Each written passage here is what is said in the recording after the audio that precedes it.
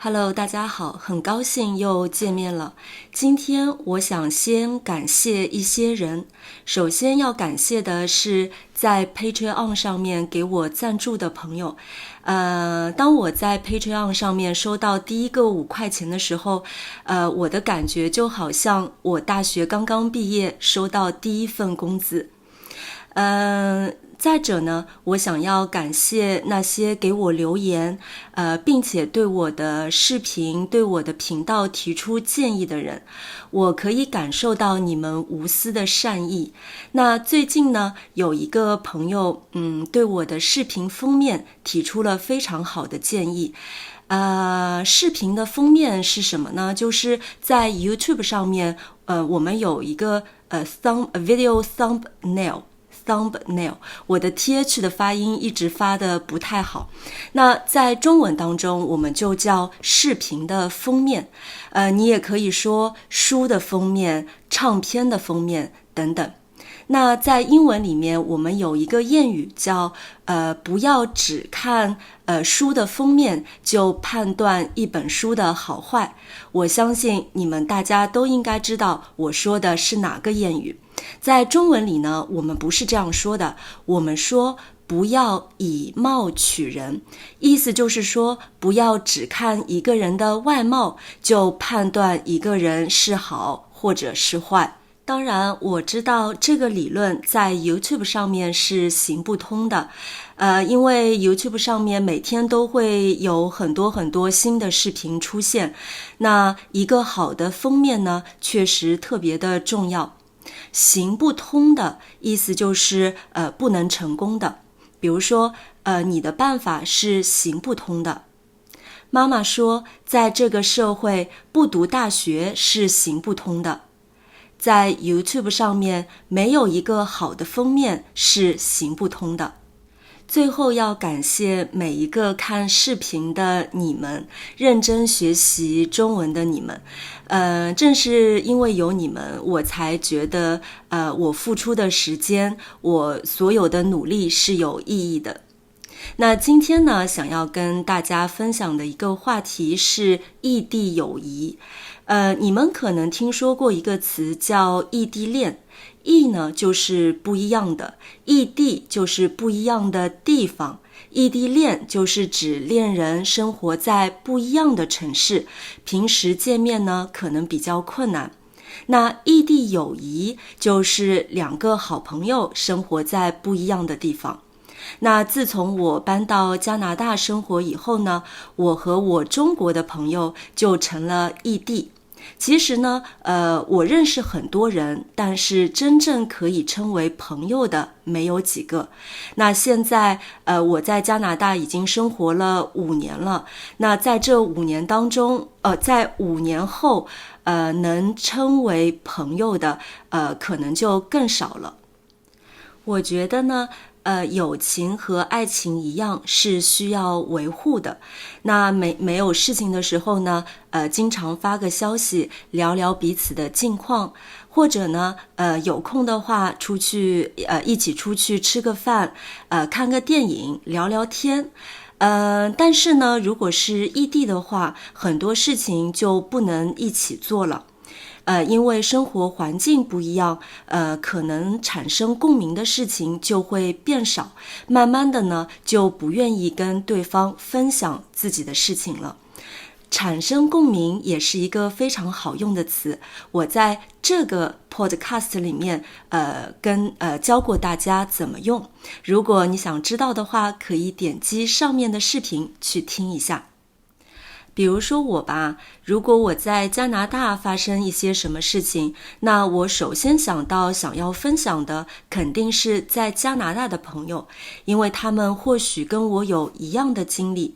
但是如果我跟在中国的朋友分享的话，他们不知道加拿大是什么情况啊，所以呢就不会跟我有一样的，就不会跟我产生共鸣。那我今天看了一篇文章呢，他就说，如果在朋友之间有下面这几个迹象的话呢，就说明你们的友谊正在慢慢的变淡。第一种迹象呢，就是当你们打电话发消息的频率越来越低。那越来越，我们在后面加一个形容词，就表示随着时间的变化，程度递进。那我们可以说，现在天气越来越热了，她变得越来越漂亮了。然后越这两个字也可以放在不同的句子里面。你可以说，考试的时候你越紧张，越想不出答案。我之前在上海有一个好朋友，我们在初中的时候就认识了，然后读大学工作一直保持着非常频繁的联系。那他是为数不多的几个朋友，我会毫不犹豫的借钱给他。那毫不犹豫这个成语呢，是表示你做一件事情的时候没有任何的犹豫，没有任何的迟疑，或者你也可以说想都不想。那我会毫不犹豫的借钱给他，我想都不想就会借钱给他。我觉得钱是一个很奇妙的东西，我不能说钱可以衡量友谊或者是爱情，但是呢，钱又是可以衡量一些东西的。就比如说，如果我愿意借钱给一个人，第一呢，我是相信这个人一定会把钱还给我，那这个呢就是信任。或者第二，他即使由于某种原因没有把钱还给我，我也愿意把钱给他，我也愿意帮助他，这个就是爱。我之前呢，我跟我的那个朋友两个人都没有结婚，没有小孩，所以呢，我们的关系就从好朋友变成了战友。战友呢，原来是指就一起参加战争，然后一起战斗的人。那战友的感情呢是非常特别的，因为他们一起经历过生死。现在呢，我们就是我们也说战友，就是指那些在同一个领域共同奋斗的人。那我说我和我的那个朋友是战友，为什么呢？是因为你们都知道，在中国如果30岁还没有结婚的话，就会有很多的压力。那我和我的朋友呢，我们成为战友，就是在那段时间我们一起抵抗不结婚的压力。后来呢，我就来了加拿大，然后他结婚了，2年前呢还有了小孩。我和他之间的联系呢明显就变少了。我觉得我们进入了2个不一样的圈子。可能现在他更愿意和一些年轻的妈妈一起讨论怎么照顾小孩吧。但是不管怎么样，我们仍然是朋友。这个呢是我们当时一起在新西兰玩的时候拍的照片。你们没有看错，这真的是一张照片。就是那一天呢，我们在基督城，风非常非常的大，所以我们没有办法控制我们的头发。但是呢，我们现在每当看到这张照片的时候，还是都会笑得非常的开心。第二个迹象呢，就是当你们不再和对方分享生活当中的一些重要事件。那就比如说换工作啦，结婚啦，恋爱啦等等，或者呢，你只能从他的微信朋友圈里面才能了解到他的近况。这个迹象呢，也表示你们之间的友谊正在慢慢的变淡。那这里呢，我又想起我的另一个好朋友，我跟他呢也已经认识了快20年了。那刚开始的时候呢，我们2个人都不觉得我们可以成为朋友。我是双鱼座的，所以脑子里呢有很多稀奇古怪的想法。但是呢，很少去实施。他是白羊座的，做事情说话都非常的直接。那刚刚开始的时候呢，我们之间有很多小摩擦。他看不惯我处理感情的方式，我也看不惯他有时候说话的语气等等。那看不惯就是表示对一件事情或者态度现象有不舒服的感觉，或者呢就是讨厌的感觉。后来慢慢的我们就发现，除了这些不同点呢，其实我们也有很多相同点，比如说喜欢的书也差不多啦，喜欢的电影也差不多，喜欢讨论的话题也差不多。那去年我回国的时候呢，我真的是非常非常忙的，就是安排的非常的满，但是他是唯一一个我空出时间见了2次的朋友。其实我在加拿大的时候呢，我跟他也不是非常频繁的联系的，但是我们一定会分享，就是生活当中出现的重要的事情，比如说我毕业了，我找到工作了，我拿到 PR 了等等。那这张呢是我和他在西藏玩的时候拍的照片。其实这张照片看起来还挺傻的，是因为我们当时想要跳起来，就是2个人同时跳起来拍一张照片。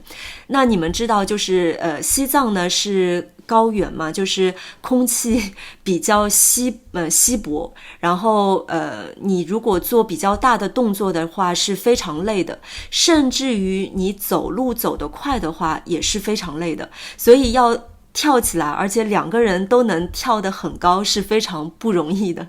然后呢，就有了这张看起来很傻的照片。第3个友谊变淡的迹象呢，就是你们渐渐忘记了重要的时刻。那在异地的2个朋友呢，可能平时不会每天都说话，不会频繁的联系，但是在重要的时刻，比如说生日、节日等等，一定会给对方发去问候和祝福。那可能突然某一年在你生日的时候，你就再也没有收到对方的问候短信了。可能在这个时候，你们的友谊就慢慢的变淡了。好了，现在让我们一起回顾一下在今天的视频当中出现的一些有用词汇吧。异地友谊、异地恋。行不通的，表示事情不能进行或者无法成功。在 YouTube 上的视频没有好的视频封面是行不通的。老板在今天的会议上说的几个计划都是行不通的。以貌取人，单凭外貌去判断人的品质、能力或决定对待的态度。我们想要真正了解一个人，就不能以貌取人。越来越，表示随着时间的变化，程度的改变。我越来越喜欢意大利菜了。天越来越暗了。你想的越多，事情就变得越复杂。你越多的鼓励孩子，孩子就变得越好。为数不多的，意思是数量很少的。她是那个时代为数不多的女画家之一。毫不犹豫，表示做事情没有任何的迟疑。我让他帮我个忙，他毫不犹豫地答应了。我毫不犹豫地报了这个绘画班。想都不想，表示做一件事情之前没有思考。这么重要的事，你想都不想就答应了，你会后悔的。我想都不想就把钱借给他了。看不惯，对某种行为、态度或现象感到不舒服、反感，不能忍受。你总会遇到些看不惯的人和事。我看不惯他傲慢的态度。好了，今天就跟大家分享到这儿了。如果你觉得我的视频对你学习中文有帮助，请记得帮我分享给其他需要的朋友。非常感谢你的收看，我们下期再见。